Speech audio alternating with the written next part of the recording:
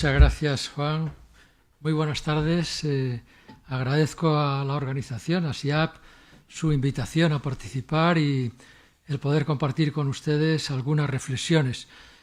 También reencontrar y encontrar a buenos amigos y amigas y seguir aprendiendo de ellos. En el debate virtual de estas semanas ya ha habido una enorme riqueza. Yo he disfrutado mucho de ver esas aportaciones que nos ayudan a comprender este tema tan delicado de la relación entre industria farmacéutica, profesionales, sociedad. Como decía Juan Gervas en una de sus notas, lo esencial se ha cocido en el debate virtual. Ahora nos vemos las caras y ahora compartimos pues esa reflexión que ya venimos haciendo durante estos días. Hay aspectos que se refieren a temas de experiencias personales, otros más a visión institucional, de cambios legislativos. Yo voy a estar en la ponencia centrado más en esta segunda parte porque es donde he tenido más experiencia, insistiendo en la visión de sistema sanitario, medicamento y patentes. Y a eso dedicaré estos minutos. El Pacto Internacional de los Derechos Económicos, Sociales y Culturales establece que los Estados partes deben adoptar medidas para garantizar el acceso a servicios de salud de calidad, así como condiciones que promuevan el bienestar físico y mental de la población, actuando sobre los determinantes de la salud. Uno de los componentes de ese derecho a la atención a la salud es el acceso a medicamentos. Los sistemas sanitarios, por su parte, serían las organizaciones, las instituciones que facilitan o garantizan ese acceso a una atención de calidad y ese acceso a los medicamentos cuando sean necesarios. Los sistemas sanitarios definen la cobertura, quién tiene derecho, definen las prestaciones, a qué tenemos derecho, atención primaria, especializada, salud pública, medicamentos, cuáles, a qué precios, define la fuente de financiación, quién paga, impuestos directos, indirectos, define la cuantía del gasto sanitario en relación con nuestra renta, qué porcentaje. Nosotros en España, pues en torno al 7% en este momento de gasto sanitario público. Define la organización. En España, de acuerdo con el sistema autonómico, se organiza el Sistema Nacional de Salud y en ese sentido pues es descentralizado, con competencias de gestión en comunidades y algunas en el Ministerio, entre otras la política del medicamento, que es lo que nos reúne aquí, es una función que compete al Ministerio de Sanidad. La gestión es mayoritariamente pública en España y el sistema sanitario define también quiénes son los que van a prestar esos servicios. Profesionales sanitarios, regula las profesiones, los títulos, las capacidades de acceso, la calidad, también las tecnologías e instalaciones. Y define y valora los objetivos y los resultados en salud. Entre todos estos elementos tiene que haber un equilibrio. Y si ese equilibrio se tensa por uno de los factores, aquello no funciona bien, aquello se va a deteriorar. Esto está pasando con las instituciones farmacéuticas. Veremos cómo están tensando y cómo están desequilibrando el sistema. En España los datos sobre el sistema sanitario siguen siendo buenos, pero hay síntomas de deterioro, que se iniciaron con los recortes provocados por la crisis financiera de 2008. Así, desde 2010 hasta ahora se han duplicado los tiempos de espera para recibir atención. Es un problema que afecta a la posibilidad de acceso. También la valoración de la población, de la ciudadanía sobre el Sistema Nacional de Salud ha empeorado. Desde un 74% que pensaban que funcionaba bien o muy bien en 2010 a un 54% ahora, 20 puntos menos, es mucho. La percepción de la ciudadanía es peor y esto lleva a que el número de personas con seguro sanitario privado se haya duplicado en estos años. Ahora es un 30% de la población española, es mucho. En Madrid es el 40%, es mucho. Esto está indicándonos que algo no está marchando bien a criterio de la población. A pesar de todo, el sistema todavía resiste. El Sistema Nacional de Salud resiste con una buena capacidad de respuesta y con unos buenos resultados en salud, con 84 años de esperanza de vida al nacer en 2023, que es la más alta de la Unión Europea. Por tanto, a pesar del deterioro, ahí está aguantando. Pero ese desequilibrio que está provocando el peso tan importante de la industria farmacéutica lo pone en riesgo. lo pone en riesgo porque debilita, parasita el sistema. Como señalan Juan Gervas y Mercedes Pérez Hernández, están aquí con nosotros en la revista JM que mencionaba antes Juanjo, las medicinas gobiernan la medicina, gobiernan el sistema sanitario. Porque además no estamos en un terreno neutral. Hay intereses económicos potentes, no solo la industria farmacéutica, seguros sanitarios, intereses financieros, que quieren que el sistema sanitario público se debilite y prefieren un sistema tipo Estados Unidos con una cobertura pública del 50% o menos, con pólizas privadas que tengan distintas coberturas y distintas primas y mucho más caro para el paciente o la ciudadanía y con peor resultado en salud. Estados Unidos tiene 7 años menos de esperanza de vida al nacer que España. O sea que la capacidad se ve también. En el marco de estos sistemas sanitarios, los medicamentos forman parte de ese derecho a la atención sanitaria. Podemos preguntarnos, y lo hacíamos en la ponencia y en el debate virtual, si España cumple el derecho al acceso a los medicamentos que necesitan los pacientes. Y la respuesta es que no. En muchos casos no. Lo señalaban en el debate virtual Rosa Añol, Paco Abal, Antonio Granavilla o Luis Jimeno. Hay personas que necesitan y no pueden acceder por los copagos, un 4,6% de la población, equivale a 2 millones de personas que no pueden acceder por motivos económicos, pero sobre todo hay personas que consumen medicamentos innecesarios. La sociedad intoxicada, la crónica de la sociedad intoxicada del profesor Laporte, que se estima más de un 30%, algunos lo estiman más que ese 30%, pero Sendín, por ejemplo, lo estimaba en ese 30%, y supone alrededor de 16.000 personas que fallecen cada año por uso abusivo o inadecuado de medicamentos.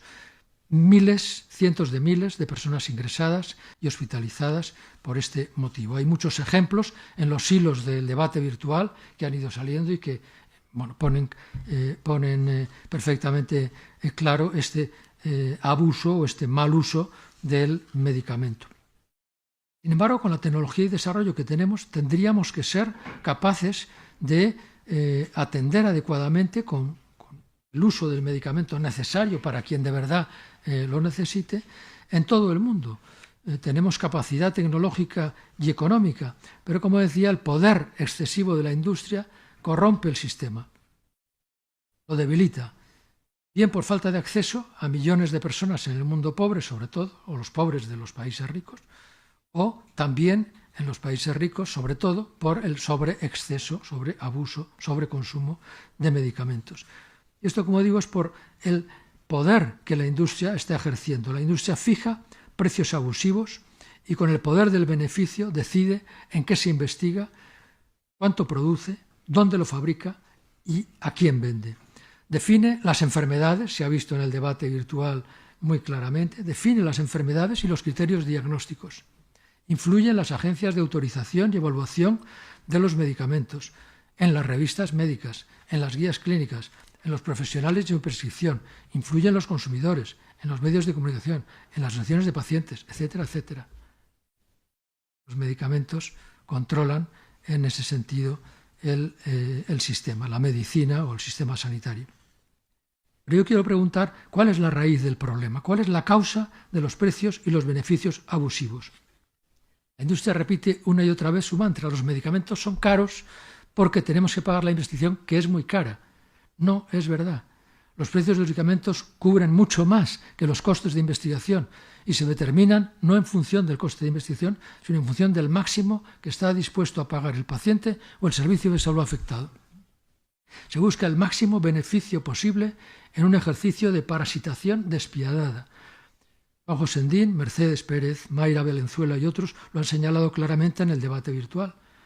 Las patentes, los monopolios que conceben las patentes, son la causa de los altos precios de los medicamentos. Punto.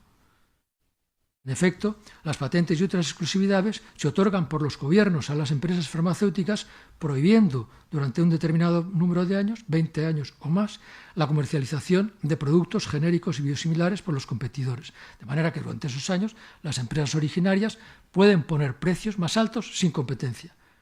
La justificación de los gobiernos para hacer esa concesión de monopolio es supuestamente la financiación de la I+D. actuarían como una especie de impuesto indirecto que los gobiernos ceden a las empresas farmacéuticas para que decidan un precio y cobrar al paciente y al sistema de salud un plus para financiar ese I+D. Las empresas nos dicen que la sangre de la innovación son las patentes, que sin eso no habría investigación. Y ese mantra está absolutamente en el sector sanitario, en profesionales, pero desde luego en la sociedad en general, en los políticos, está ahí. Y esto lo recogía en el debate muy bien, en el debate virtual, José Ramón Loaiza. La mayor parte de la innovación, decía José Ramón, proviene de la I+D con financiación pública directa en centros y laboratorios públicos, no por la industria farmacéutica. La mayor parte de la innovación proviene de la I+D con financiación pública directa, pero el resto de la innovación, el poco que aporta la industria farmacéutica, lo financia también la ciudadanía a través de los sobreprecios. Lo financia varias veces, no una, sino varias veces. Conviene recordar que las patentes de medicamentos no han existido siempre. En España estaban prohibidas hasta 1992, que es anteayer en términos históricos. Y en el mundo, la generalización de las patentes, en el mundo sistema internacional, se produjo en 1994 con el acuerdo sobre los aspectos de los derechos de propiedad intelectual relacionados con el comercio. Ese acuerdo lo que supuso es que las empresas farmacéuticas y los gobiernos de Estados Unidos, Suiza y algún otro país del norte impuso a los países en general del planeta y sobre todo a los países pobres que los medicamentos se incorporaran a este acuerdo, incorporando las patentes que antes estaban fuera de ese sistema. Por tanto, aparece la obligación, si usted quiere estar en el sistema de comercio mundial, tiene usted que entrar en patentes para medicamentos. Y eso nos pasó en España en 1992 para entrar en la Unión Europea. Fue una condición que se impuso a España para entrar en la Unión Europea, el que a partir de 1992 aprobáramos patentes de medicamentos. Pero las patentes de medicamentos, frente a todo lo que la industria nos dice, no sirvieron para aumentar la investigación, sino para aumentar las ganancias. Como era previsible, en el campo de los medicamentos se produce sistemáticamente un abuso de posición dominante, es decir, se ponen precios mucho más altos de lo necesario para esa financiación de la I+D. Y esto, a mi manera de ver, ocurre por dos condicionantes. Uno, porque los pacientes sienten que necesitan ese producto, sienten que la vida les va en ello, la vida o la salud o el bienestar. Y por lo tanto, una madre da todo lo que tenga para salvar a su hijo. Todo lo que tenga. Cuando se trata de un medicamento, si es un paciente privado, se endeudará hasta poder pagar ese medicamento, hasta que se muera. Y si es un sistema de salud, los pacientes exigirán al gobierno que financie ese medicamento y que se endeude para financiarlo porque les salva la vida. Para ellos organizarán pues, las campañas de marketing que la industria financiará a través de asociaciones de pacientes, como está en su ADN, ¿no? Es lo que me dice Juanjo algunas veces, la bolsa a la vida.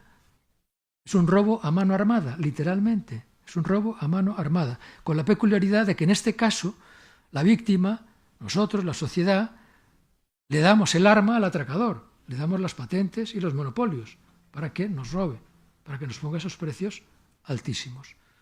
El segundo componente que condiciona que siempre vaya a haber abuso de posición dominante en patentes de medicamentos, ese abuso, es que los directivos de las empresas tienden inevitablemente a poner el precio más alto posible que puedan pagar los consumidores.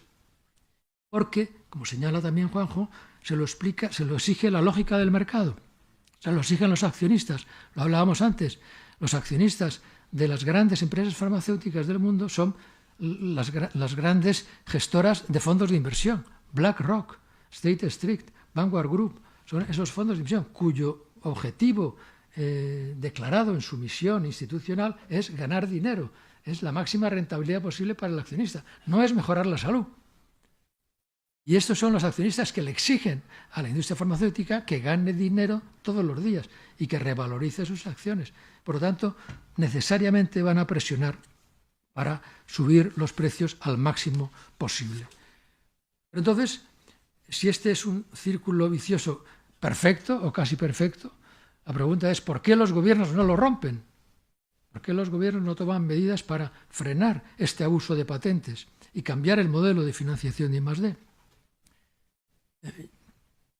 Habrá muchas explicaciones. Yo que he estado en gobierno y, por tanto, cuando hablo de gobierno no acuso, no digo ese es aquel, ¿no? Yo también estuve en gobierno y, por tanto, participé de ese proceso de inutilidad o de inacción, ¿no? Por tanto, al menos en parte, ¿no? Tres motivos veo yo. Uno, porque no saben; otro, porque no quieren; y otro, porque no pueden. Una de estas tres o una combinación. ¿Por qué no saben? Son cortos periodos de gobierno. La media de duración de un ministro o ministra de Sanidad es 1 año y medio. No da tiempo a que pueda tener una información completa, no da tiempo a que pueda hacer una estrategia de cambio que, por ejemplo, en el medicamento necesita más de 4 años, 8, 12 años de trabajar conjuntamente con profesionales, sociedad, para poder hacer un cambio, ¿no? Entonces, no se conoce y pesa muchísimo la narrativa de la industria, que es brutal. La narrativa de la industria es: esto ha sido siempre así, no puede ser de otra manera, no hay, digamos, una alternativa válida para el ciudadano, no va a haber investigación, se destrozarán puestos de trabajo de las empresas españolas, los visitadores médicos son muchísima gente, tienen familia. Es decir, toda esa narrativa hace... A mí me lo han planteado. Hace que te quedes frenado, ¿no? Porque no quieren, el que no quieren, digamos, tiene que ver con la presión mediática. Yo estoy en el poder, tengo una alternativa posible, a lo mejor, de bajada de precios, pero voy a tener una respuesta muy fuerte de esta institución. Y manejan medios de comunicación y yo tengo que intentar ganar las próximas elecciones. Entonces juegas a dejar esto de lado y ocuparte de otros temas. Hablemos de atención primaria, de salud mental, hablemos de otro tipo de asuntos, pero no enfrentemos este toro, porque no vamos a poder. O directamente no quieren porque hay intereses económicos. Aquí también ha salido el debate. Puerta giratoria, muy importante, la expectativa de que cuando dejes de ser director general vas a pasar a ser director de un laboratorio con 10 veces más de salario. Esto es muy, muy goloso. O también el soborno directamente, ¿no? Que también en algunos casos se da. O porque no pueden, conocen el tema, saben el problema, quisieran cambiarlo, pero van a intentarlo y entonces se frena. Aquí hay una presión muy fuerte, presión diplomática, comercial, industrial, como por ejemplo el informe especial 301 de la Oficina de Comercio del presidente de Estados Unidos. Tiene un informe directamente dedicado a ver las vulneraciones del derecho de propiedad intelectual, es decir, de las patentes, y fundamentalmente de medicamentos. Y cada año se denuncia por parte de la FDA, por parte de la Asociación Americana de Medicamentos, la Asociación Europea, cuáles son los países que están tomando medidas para vulnerar ese derecho, es decir, para intentar que ganen menos dinero, fijar un precio más razonable, introducir licencias obligatorias, hacer medidas de contención, prescribir por principio activo, hacer un concurso para hacer una compra pública de medicamentos, compra conjunta. ¿Qué está haciendo usted? Esto es una vulneración de los derechos de propiedad intelectual. Vamos por el informe del 301 y le meto sanciones comerciales o aranceles para sus productos. Esto ocurrió en España con la visita del ex ministro Kissinger de Estados Unidos, que nos vino a visitar en tiempos de Felipe González y del ministro Lluc, para hacer una presión directa como representante de la industria farmacéutica. Sí, para poder, digamos, defender a la industria y que no se tomaran medidas por parte del ministerio en una serie de decisiones políticas, ¿no?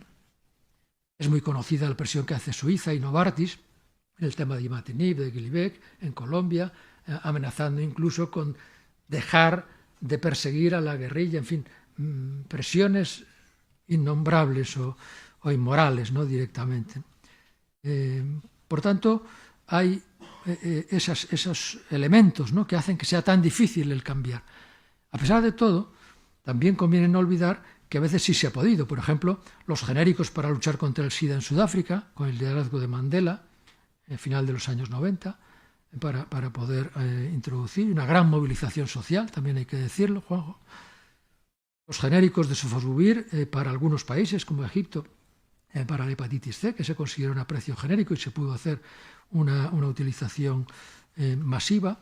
Licencias obligatorias para medicamentos de SIDA o antitumorales también en varios países. Y luego casos muy llamativos que también han salido en el debate virtual, como por ejemplo el de Mediator y la doctora Debrez, Irene Françon.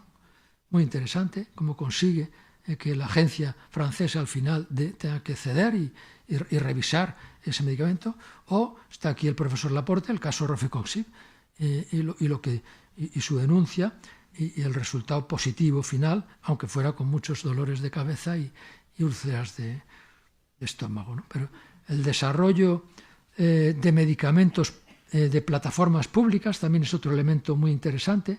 El desarrollo, por ejemplo, de Carté en el Clínic de Barcelona o del NC1 en Puerta de Hierro son intentos que nos hacen ver que es posible hacer cambios, como muchos de los temas que han salido en el debate virtual.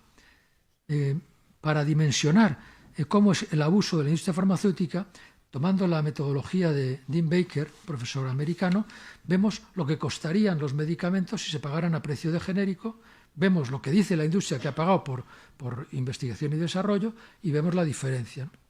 En España, lo que costaría los medicamentos a precio de genérico si hubiera competencia real, también ha salido ese debate en el caso de Teva, como algunas empresas genéricas hacen cártel para mantener precios más altos. Pero si se hace competencia real, los precios que tendríamos que pagar ascenderían a 11.700 millones de euros, más lo que dice la industria que gastó en investigación, 1.395 millones de euros, es para el año 2022, y el resto, 10.397 millones que gastamos, son en el beneficio abusivo, 10.000 millones de beneficio abusivo. Pagamos, como digo, en lo que cuesta la investigación, pagamos la producción más un beneficio industrial razonable y el resto es beneficio abusivo. Más de 10.000 millones de euros anuales en España. Por hacernos una idea, lo que cuesta pagar todos los sueldos del personal de atención primaria en España es esa cantidad, unos 10.000 millones de euros. Ese es el dinero que tiramos, serviría para pagar toda la atención primaria de España. ¿Cómo son esos precios tan altos? El profesor Andrew Hill de la Universidad de Liverpool nos muestra dos ejemplos. Por la hepatitis C, el sofosbuvir, cuyo coste de fabricación más lo que sería imputar los costes de investigación que dice la industria que tuvo, serían 300 euros por tratamiento. En España pagamos, cuando se autorizó, 20.000 euros por tratamiento. Para 100.000 personas pagamos unos 2.000 millones, lo que hubiera costado 30. Esas son las cuentas para muchos medicamentos. He mirado otro más reciente, el Lenacapavir, para el tratamiento de VIH-Sida, cuyo coste de fabricación, según nos dice Andrew Hill, es de 30 euros de tratamiento y el precio autorizado por el Ministerio son 20.000 euros de tratamiento. Pero así no podemos evitar ese abuso de posición dominante, ¿no? Como decía, este tema se agrava porque si se toleran precios tan altos para los medicamentos de marca, las empresas de genéricos van diciendo, bueno, nosotros en vez de bajar al precio de competencia, vamos a ver si nos dejan estar ahí arriba también. Por ejemplo, bajar un 20 o un 30, en vez de bajar un 90 o un 99, ¿no? Nos quedamos ahí a ver si el Ministerio no dice nada, si la autoridad de la competencia no dice nada, pues aquí seguimos. Y esto es lo que también en parte está pasando, ¿no? Pues esta mala política de medicamentos, como se ha dicho y como se ha visto en el debate virtual, influye negativamente en el sistema sanitario. Por ejemplo, Ana María Furió decía que esto suponía una merma para el sistema. Paco Abal, que había un estrangulamiento del sistema. Antonio Granadilla apuntaba que esto impedía financiar áreas más necesarias como la atención primaria. Pero no solo restan recursos de otras partidas, sino que corrompen el sistema. Y esto es más grave. Deterioran, como decía también Joan Ramón Laporte, capturan la inteligencia del sistema, impactan negativamente en la ética del sistema. Esto es más grave. Además, también apuntaba José Ramón Loaysa en el debate, además del exceso de precios por abuso, de precio excesivo, también está el mayor consumo de lo necesario. Y esto también podemos estimar que el sobrecoste, ¿no? El sobregasto que hacemos por medicamentos, pues ese 30% que no debíamos estar consumiendo, pues también son otros 5.000 millones de euros. Es decir, que hay recursos que podríamos estar destinando a otras fuentes. ¿Hay alternativas a esta política de medicamento? Pues en el debate ya se han visto muchas de ellas, se han apuntado muchas. Yo quisiera subrayar una que tiene que ver con las patentes, porque es un tema menos conocido y que creo que hay que insistir. Aunque nos centremos y en las conclusiones finales, yo creo que es lógico que vayamos a los aspectos que son más accesibles, más realizables, más concretos en lo personal o en lo que tiene que ver con nuestras asociaciones, colegios, etcétera.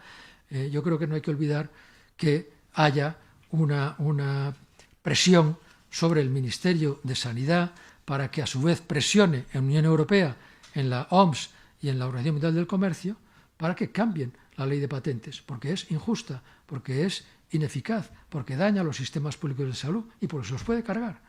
Y por tanto hay que insistir y es posible hacer ese cambio. En España tenemos el ejemplo del Instituto de Salud Carlos III con programas de financiación de investigación muy interesantes que podrían llegar a tener plataformas de producción pública ligadas y podríamos tener investigación, desarrollo y fabricación pública y sería una alternativa. Pero lo mismo ocurre en Estados Unidos con los Institutos Nacionales de Salud antes de Trump, que son estructuras potentísimas que también generan investigación y que están, digamos, facilitando muchas veces los medicamentos, que luego captura la industria y que se aprovecha de los derechos de propiedad intelectual y lo patenta y lo comercializa. Pero podría ser, o sea, la alternativa es real, es posible, necesita voluntad política y desde luego mucha fuerza, ¿no? En conclusión, las experiencias compartidas en el debate virtual me permiten afirmar que es posible el cambio y, como recuerda Juanjo Sendín, en lo local, en lo concreto y lo cercano, con decisiones personales que nos afectan a cada uno o a nuestras organizaciones, y en lo global, movilizando a la sociedad, en la medida en que podamos cada uno, movilizando, generando conciencia para que eso pueda transformarse. Es posible seguir defendiendo y mejorando un buen sistema sanitario público con un equilibrio saludable que contribuya a garantizar el derecho a la atención sanitaria de calidad con un uso apropiado del medicamento para todas y todos. No es nada fácil, pero en el debate virtual hemos visto mucho compromiso, yo he visto mucho compromiso, mucho conocimiento y mucha energía para el cambio. La industria tiene mucha fuerza, pero nosotros somos muchos más y cada vez que una de nosotras o de nosotros cambia, cambia el mundo. Este es el punto de partida. Y cuando vengan maldadas, que vendrán, recordar las palabras de José Agustín Goytisolo a su hija Julia, que decía: nunca te entregues ni te apartes junto al camino, nunca digas no puedo más y aquí me quedo. Otros esperan que resistas. Les ayude tu alegría, tu canción entre sus canciones. Muchas gracias.